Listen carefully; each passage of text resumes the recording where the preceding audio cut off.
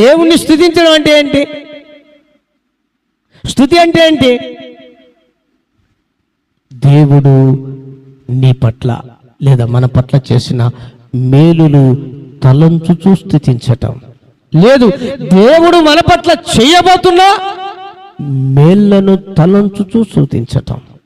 At the same time ఆయన ఎంత గొప్ప దేవుడో, ఎంతగా మనల్ని ప్రేమిస్తున్నాడో, ఎంతగా ఆయన మన పట్ల తన కార్యాలు చేయనుద్దేశించాడో వాటిని తలంచుచూ తలంచుచూ తలంచుచూ తలంచుచూ స్తుతించి ఆరాధించాలి. హల్లెలూయా, హల్లెలూయా.